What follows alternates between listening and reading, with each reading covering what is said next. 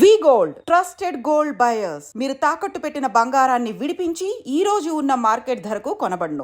Movies అనేటప్పటికీ యూజువల్గా ఈ Yeah. బ్యాక్గ్రౌండ్ లేని వాళ్ళకి Okay. ఖచ్చితంగా ఒక పర్సెప్షన్ అనేది కూడా ఉంటుంది. మతలబ్ అంటే అమ్మాయిలు కానీ వెళ్ళకూడదు, సో అక్కడ ఏదో సంథింగ్ అంటే కొన్ని జరుగుతూ ఉంటాయి, సో Exactly. కమిట్మెంట్ అని లేకపోతే అమ్మాయిలు ఇబ్బందులు పడుతున్నారని ఇలాంటివన్నీ చాలా వింటూ ఉంటారు. సో ఫస్ట్ నువ్వు ఇటు సైడ్ వస్తా అన్నప్పుడు coming to your family wise కానీ వాళ్ళు అన్న సందర్భం అంటే వద్దు అన్నారా లేకపోతే వాట్ దే సెడ్? మమ్మీ డాడీకి లిటిల్ బిట్ కూడా ఇంట్రెస్ట్ లేదు. కానీ మదర్స్ ఎలాంటి వాళ్ళంటే పిల్లలకి ఎలా చేస్తే హ్యాపీగా ఉంటుందో అదే మనం కూడా చేద్దాం, వాళ్ళకి సపోర్ట్ చేద్దామని మదర్స్ అలా ఆలోచిస్తారు. ఆఫ్ కోర్స్ మమ్మీకి డాడీకి ఇంత బిట్ కూడా ఇష్టం లేదు, కానీ మదర్ ఏంటి అంటే నా కూతురు గురించి నాకు తెలుసు కదా, దానికి ఏది ఇష్టమో దాన్ని మనం సపోర్ట్ చేద్దామని మదర్ సపోర్ట్ చేశారు. నిజం చెప్పాలి అంటే ఆఫ్టర్ మ్యారేజ్ నా హస్బెండ్ సపోర్ట్తోనే నేను ఇంతవరకు రాగలిగా. వై? బికాస్ తనకు తెలుసు నేనేంటి, ఎంతవరకు మూవ్ అవుతాం, ఎంతవరకు మూవ్ అవ్వం, వాట్స్ అవర్ నెససరీ, మన నెససరీ ఏంటి, మన నీడ్స్ ఏంటి. ఇప్పుడు నాకు చాలా నీడ్ ఉందండి, ₹1,00,00,000 కావాలి, ₹1,00,00,000 కావాలి కదా అని చెప్పి ఎవడు ₹1,00,00,000 ఇస్తాడో ఆ పని చేసే టైప్ కాదు నేను. ఆ ₹1,00,00,000కి నీ జీవితాంతం నేను కష్టపడతా, ఎంత వరకున్నా హార్డ్ వర్క్ చేస్తా, అంతేగాని ఇప్పుడు వచ్చేస్తుంది కదా ఆ పని చేస్తే వచ్చేస్తుంది కదా అంటే నేను అలా చేసే మనిషిని కాదు. ఐ వాంట్, నేను స్ట్రగుల్ అవ్వాలి, పెయిన్ తీసుకోవాలి, హార్డ్ వర్క్ చేస్తే కానీ నాకు ఆ ఫీల్ రాదు. అప్పుడు వచ్చిన అమౌంట్ ఎలా అనిపిస్తుంది అంటే యూజ్ చేసినప్పుడు చాలా హ్యాపీ ఫీల్ ఉంటుంది, చాలా. ఎందుకంటే నేను కష్టపడ్డా డబ్బు అది అని చెప్పుకోవడానికి బాగుంటుంది. ఇలాంటిది ఏమన్నా ఇబ్బందులు ఏమన్నా ఇండస్ట్రీలో ఇన్ని ప్రాజెక్ట్స్ చేస్తున్న టైంలో ఎప్పుడైనా ఫేస్ చేశారా? బేసికలీ మాటల వరకు అయితే మాత్రం కొందరు వచ్చారు, కానీ నేను ఒకటైతే చెప్తానండి, ఎవరైతే ఇలాంటివి అడుగుతున్నారో ఇలాంటివి జరుగుతున్నాయో వాళ్ళు not a real directors, not a real industry. వాళ్ళు ఏంటి అంటే ఇండస్ట్రీ ఒక పేరు పెట్టుకొని మిగతా వాళ్ళు చిన్న చిన్నవి ప్లేసెస్ పెట్టేసుకొని బతికేస్తున్నారు, పేరు పెట్టుకొని ఏం కావాలనుకుంటున్నారో చేసుకుంటున్నారే తప్ప రియల్ యాక్టర్స్ వాళ్ళకు ఒక ఇంట్రెస్ట్ ఉంటుంది. ఇప్పుడు మన ఎవరు సలార్ డైరెక్టర్ ప్రశాంత్ నీల్ సార్ ఉన్నారు, ఆయన ఏ స్టేజ్ నుంచి వచ్చారో మీకు తెలుసు కదా, ఆయన ఒక సిచ్యువేషన్ ఏంటి తెలుసు కదా. ఆయన ఒక మాట అన్నారండి, ఎవరైతే బాగా స్ట్రగుల్ అవుతూ ఉన్నారో వాళ్ళకి నా ప్రాజెక్ట్ వైజ్ చిన్న ప్లేస్మెంట్ అనేది ఇస్తాను, అది 2 minutes అవ్వచ్చు, 2 seconds అవ్వచ్చు, ఆ ప్లేస్మెంట్ అయితే నేను ఇవ్వగలను. ఆ తర్వాత వాళ్ళు గ్రో అప్ అయ్యేది వాళ్ళ చేతిలో ఉంటుంది, నాకు సంబంధం లేదు అని ఆయన అన్నారు. ఆయన అన్న మాట నిజం చేసుకున్నారు, అంతే కదా అండి. నాకు ఇచ్చారు అంతే 2 minutes of 2 seconds of place. I'm using that, అది యూజ్ చేసిన తర్వాత లైఫ్ అనేది నేను ఇప్పుడు ఇలా ఉన్నాను అంటే దానికి కారణం ఆ ప్రాజెక్ట్. సో ఆయనకి ఎలాగైతే ఉన్నాయో అలాగే ఉంటాయి కదా, అవి నిలబెట్టుకోవాలి. కానీ ఆఫ్టర్ యాక్సిడెంట్ ఇన్ని సంవత్సరాల తర్వాత సో ఫస్ట్ ఇంటర్వ్యూ అనేది కూడా నాకు ఇవ్వడం అనేది కూడా it was very very happy and it was nice. You also such a very nice guy. Yeah thank you ఇంకా not at completed. And as a అమ్మాయిగా సో ఎప్పుడైనా ఇబ్బందిగా ఫేస్ చేసిన సందర్భాలు కానీ అట్లాంటివి ఏమన్నా ఉన్నాయా? నేను అమ్మాయిని కాదండి, నేను ఇప్పుడు అది మర్చిపోవాలా? నేను అబ్బాయిని కాదండి, ఆంటీని. ఓకే, ఆంటీ అని మీరు అనుకుంటున్నారా? అంతే, పిలవండి ఆంటీ అని లేదా అమ్మమ్మ అని పిలవండి. వై? బికాస్ చాలా మంది క్వశ్చన్స్ వేశారు, ఆంటీ అంటే చాలా మంది ఇష్టపడరు. ఆంటీ ఏంటి బే అన్న మాటలు కూడా వచ్చేస్తాయి కొందరు నోటి నుంచి. అరే మీరు పిలవండి రా. విత్ ఇన్ ఫ్యూ ఇయర్స్ లో పక్కా నేను ఒక డాటర్ నుంచి వైఫ్ కి ఎలా షిఫ్ట్ అయ్యాను, వైఫ్ నుంచి మదర్ కి ఎలా షిఫ్ట్ అయ్యాను, ఆఫ్టర్ దట్ పక్కా ఆంటీ నుంచి అమ్మమ్మకి షిఫ్ట్ అవుతా. సో ఎందుకు భయపడాలి? కాల్ మీ ఆంటీ, నేను హ్యాపీ, నాకే భయం లేదు, అంతే కదా. వాట్ నెక్స్ట్ అనేది మనకు తెలిసినప్పుడు దేనికి ఇది అవ్వాలి? ఇప్పుడు నువ్వు ఆంటీ అని పిలిచినంత మాత్రాన నేను ఆంటీని అవ్వచ్చు అవ్వకపోవచ్చు, వాట్ ఈస్ మై ఇంటెన్షన్ నాకు తెలుసు కదా, అలా అనమాట. చాలా స్ట్రైట్ ఫార్వర్డ్ నేను.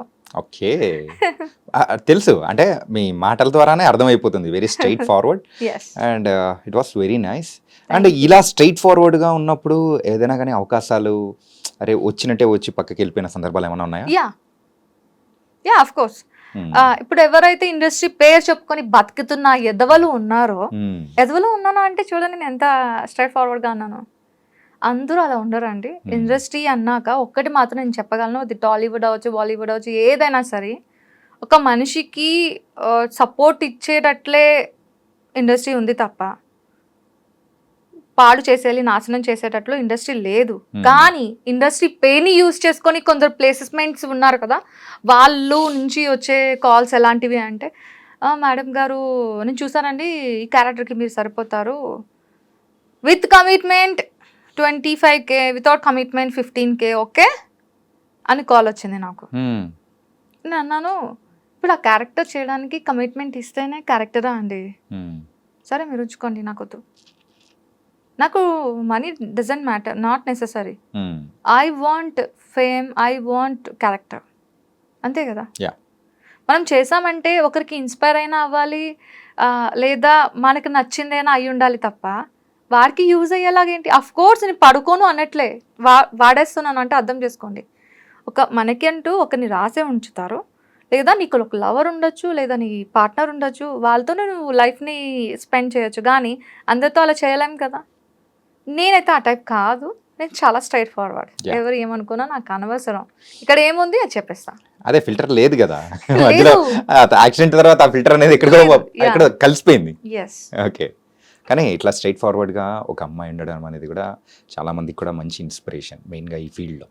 సో ఇలా ఉంటే సో పర్ఫెక్ట్ అవకాశాలు ఖచ్చితంగా వస్తాయి. టాలెంట్ ఉందంటే పక్కా ఒకటి వస్తాయి. మీరు అన్నారు కదా ఇప్పుడు ఈ మాట, ఒక అమ్మాయిల కోసం చెప్తున్నారు కదా, ఒకటైతే నేను చెప్పగలను, you have a skills, you have a talent, నువ్వు దేనికి ఆలోచించద్దు, జస్ట్ ఒక్క స్టెప్ ముందుకేయండి, మీరు ఏది అనుకుంటున్నారో అది చేయడం జరుగుతుంది. దేనికి భయపడే అవసరమే లేదు. కొందరు కొన్ని మాటలు అంటారు, కొందరికి కొన్ని నెససరీస్ ఉంటాయి, అవి కామన్, తప్పేంటి. ఇప్పుడు వాళ్ళకి ఒక నెససరీ ఉంటుంది, వీళ్ళకి ఒక నెససరీ ఉంటుంది. ఇఫ్ నీకు ఇంట్రెస్ట్ ఉంది ఫాలో, ఇంట్రెస్ట్ లేదు చూడదు, అంతే కదా. అండ్ ఇందాక మనీ గురించి మాట్లాడారు కదా, yeah. So coming to your financial wise, how settled you are? No, I'm completely zero. Okay, after accident నేను ఒక 5 to 6 8 అని చెప్పలేను, కానీ ల్యాక్స్ నాకు ఉంది, బ్యాక్ ఉంది, నేను ఫుల్ఫిల్ చేయాలి మొత్తం. అవి ఇస్తే కానీ నా అప్పు అనేది క్లియర్ అవ్వదు. ఆ అప్పుని క్లియర్ చేసుకోవడానికి మళ్ళీ ఇండస్ట్రీకి వచ్చాను. ప్లీజ్ దయచేసి నన్ను అమ్మమ్మ క్యారెక్టర్ని, అడుక్కున్న క్యారెక్టర్ని ఇవ్వండి, చేసి బతికేస్తాను. ఆ డబ్బులతోని నా ఫైనాన్షియల్ని క్లియర్ చేసుకుంటా. అంటే ఇప్పుడు ఒక చిన్నది అడగనా? యాక్సిడెంట్ టైంలో అప్రాక్సిమేట్గా ఎంత ఖర్చు ఉంటుంది?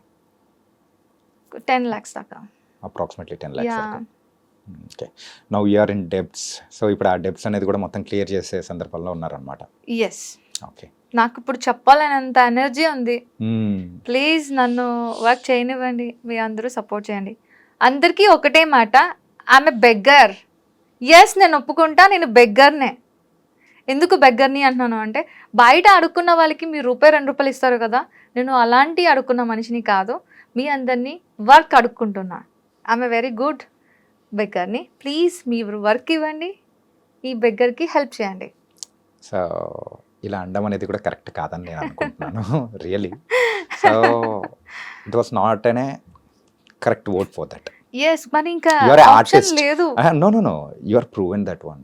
ఆల్రెడీ ఒక క్యారెక్టర్స్ అనేది చేసుకుంటూ మెల్లమెల్లగా వెళ్తూ ఉన్నారు.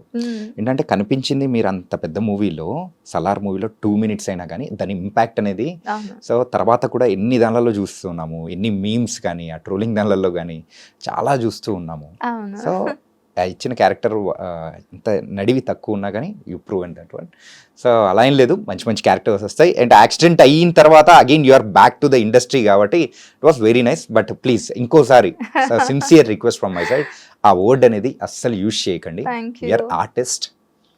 ఈ సపోర్ట్ ఉంటే ఎవరి నోట్ల నుంచి వస్తాయి చెప్పండి? వస్తుందండి. నాకు ఆ సపోర్ట్ ఇంకా అంత లేదు, అది అందుతుందని డైరెక్ట్గా అడిగేస్తాను. బట్ మీరు ఇంత బోల్డ్గా, మీరైతే స్ట్రైట్ ఫార్వర్డ్గా ఖచ్చితంగా మీరు అంటే సిన్సియర్గా హానెస్ట్గా ట్రై చేస్తున్నారు కాబట్టి, సో దేవుడు కూడా ఖచ్చితంగా, అంటే మీరు దేవుడు అంటే నమ్మరంటున్నారు కాబట్టి మీ కృష్ణుడు ఖచ్చితంగా మీకు మంచి రూట్ అనేది చూపిస్తాడు.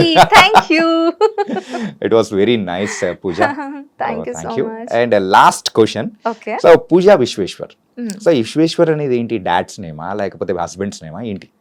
Basically dad's name is Rao. Pooja Rao అనేది నేను ఎందుకు పెట్టుకోలేకపోయాను అంటే, నేను ఏమవుదాం అనుకుంటున్నా అనే దానికి వాళ్ళ నుంచి నాకు ఎలాంటి సపోర్ట్ రాలేదు. ఆఫ్టర్ మ్యారేజ్ నా హస్బెండ్ వల్ల నాకు నేనేం అనుకుంటున్నా, ఏం చేయాలనుకుంటున్నా అనేది చిన్న ఒక 10% సపోర్ట్ తన దగ్గర నుంచి దొరికి, నాట్ 90%, 10% సపోర్ట్ దొరకడంతో నేను ఇప్పుడు ఇక్కడ ఉన్నాను అంటే 100% ఇచ్చుంటే ఎక్కడ ఉండేదానో తెలీదు. దానికి నేను విశ్వేశ్వర్గా కన్వర్ట్ అయ్యా. ఓకే, పూజా విశ్వేశ్వర్. నైస్. ఈ విశ్వాన్ని సృష్టించడానికి కాదు, శాసించడానికి వచ్చేసా. అమ్మ బాబోయ్, పెద్ద మాటే. సో ప్రెజెంట్ లేదు, మరో జన్మ ఎత్తాను కదా, ఇది నాకు రియలీ సెకండ్ లైఫ్ కదా. యా, నిజంగా విశ్వాన్ని మొత్తం తిరిగి వచ్చేద్దామని చెప్పి వచ్చా రంగంలోకి. కానీ ఈసారి మాత్రం తెల్లవారుజామున స్కూటీ వేసుకొని వెళ్ళడాలు ఇట్లాంటివి మాత్రం చెయ్యకండి రియల్లీ. అండ్ ఆ హెల్మెటే మిమ్మల్ని మీ లైఫ్ ని కాపాడింది. Yes, so thank you for coming here and giving the interview. Thank you. And పునర్జన్మలో మీరైతే ఇంకా మంచి మంచి క్యారెక్టర్స్ అనేది కూడా చేయాలని కూడా కోరుకుంటున్నాను. Thank you so much for that.